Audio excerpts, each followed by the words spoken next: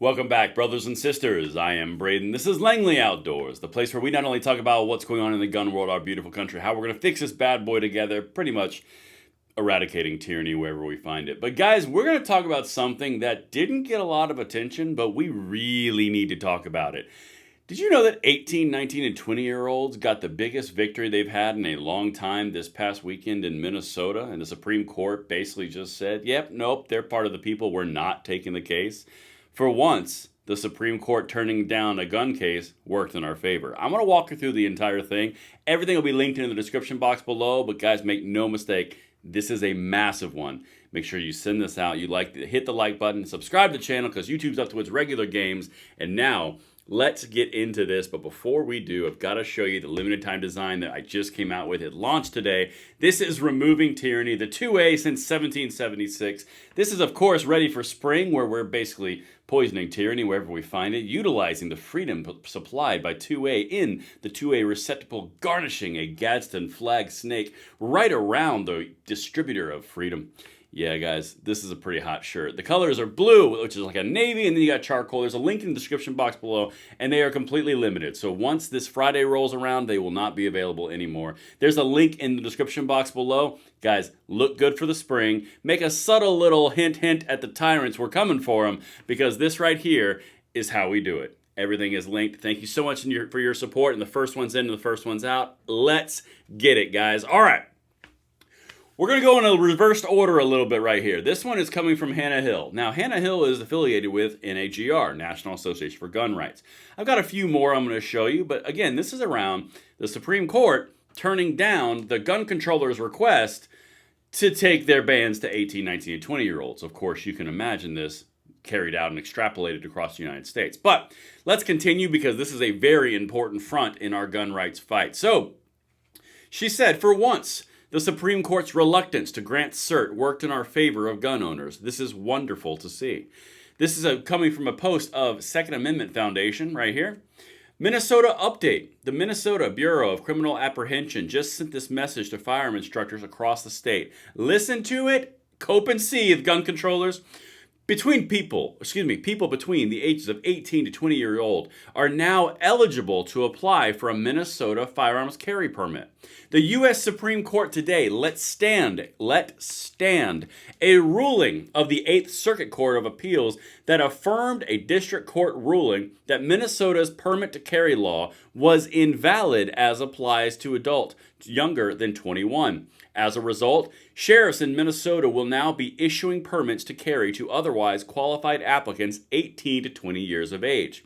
Training entities certified by the Bureau of Criminal Apprehension may now have instructors conduct trainings and issue approved training certificates to 18 through 20-year-olds to allow such individuals to apply for a permit to carry. Guys, this is a very big deal.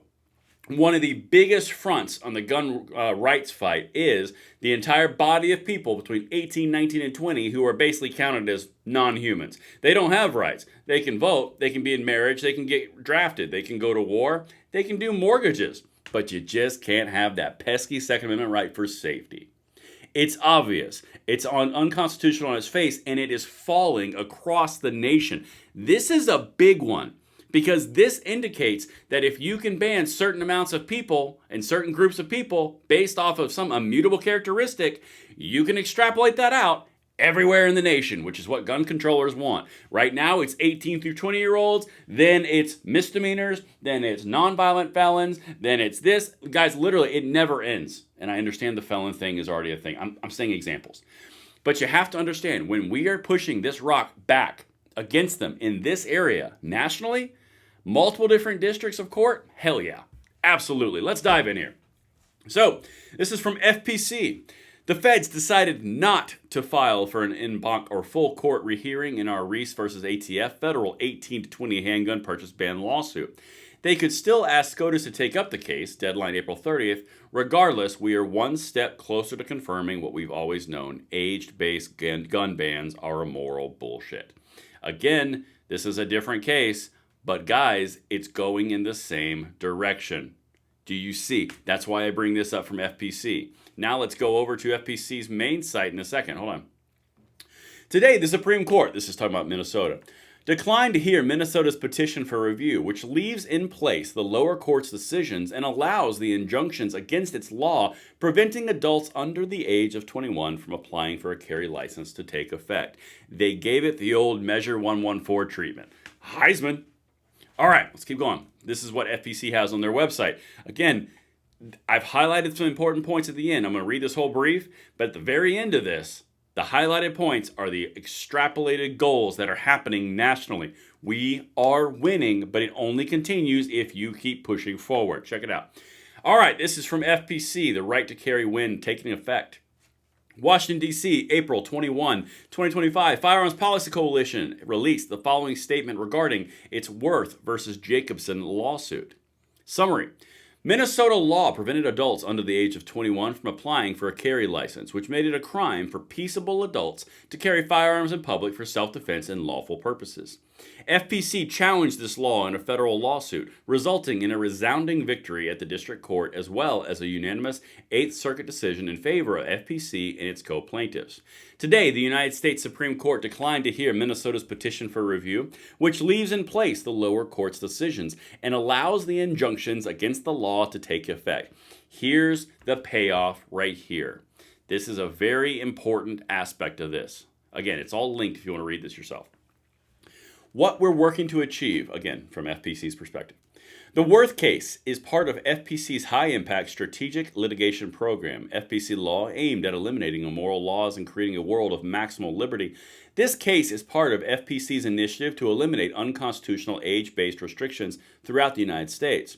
Through this lawsuit, we achieved, this is really important. That's why I've got it highlighted right here.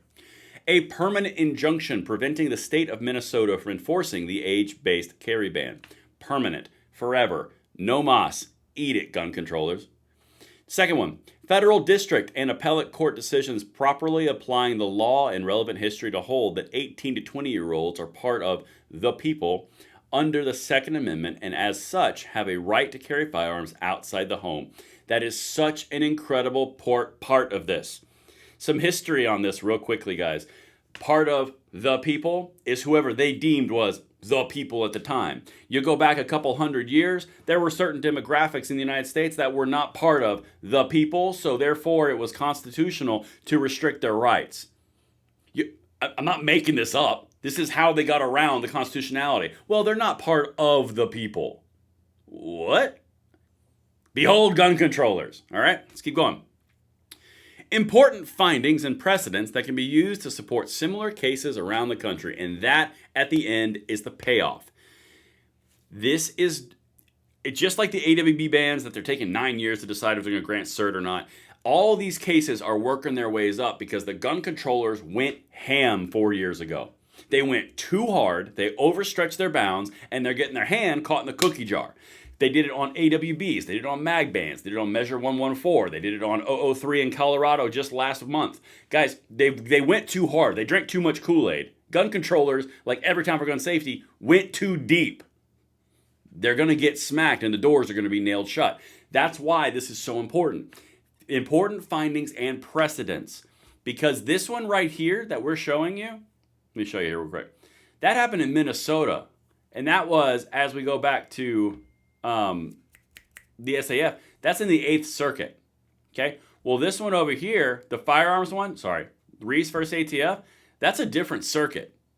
Now there's precedent in Minnesota. What we're looking at right here, guys, is this highlighted portion. They are going at it from multiple different perspectives in order to bring multiple precedents to bring into other court cases. You're building momentum and momentum and momentum to kick gun controllers right in the teeth. It's going to happen with age bans. It's going to happen with mag bans. It's going to happen with ARs. It's going to happen.